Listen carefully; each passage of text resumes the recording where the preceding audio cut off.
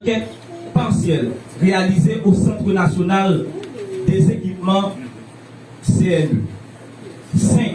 Rapport d'enquête relatif à la gestion de l'ancienne directrice générale de la loterie de l'État haïtien, Marie-Margaret Fortuné Dautier, pour la période allant de mai 2016 à avril 2021, phase 2, les tenanciers de Borlette.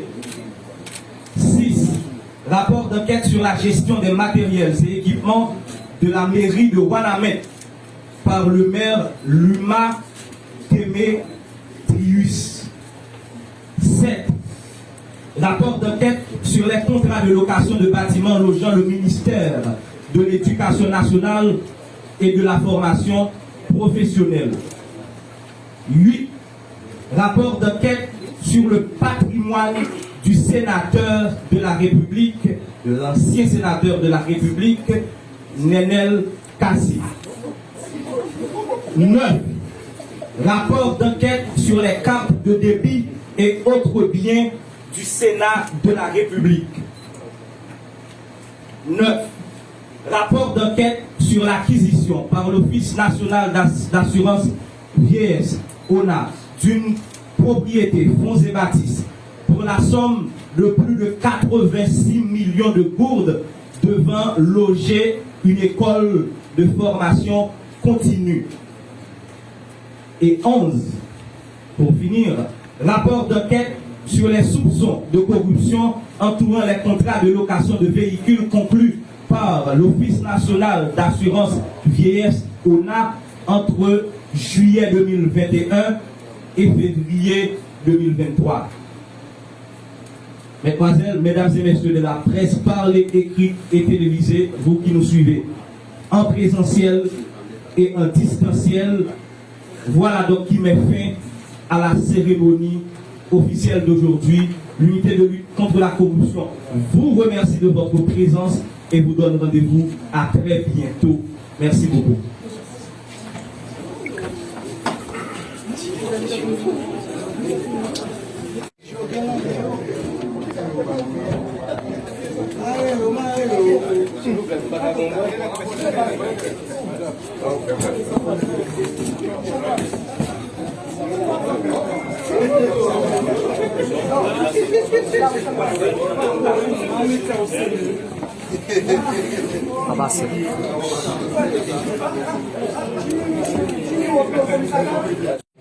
Voilà, merci beaucoup. Mesdemoiselles, mesdames et messieurs, c'est un plaisir pour l'unité de lutte contre la corruption de pouvoir vous accueillir encore une fois ce matin, si nombreusement dans le cadre de cette activité de répression de la corruption qui consiste en la cérémonie de remise officielle des rapports d'enquête finalisés à la justice.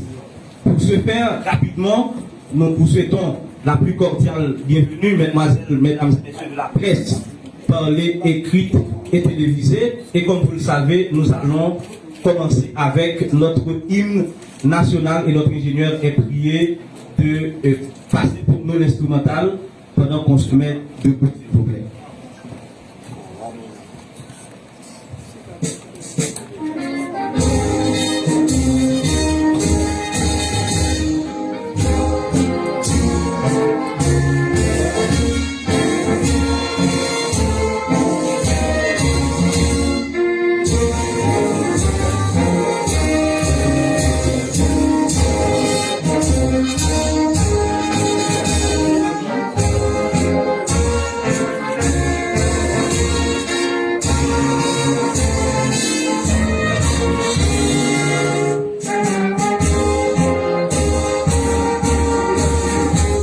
Merci beaucoup.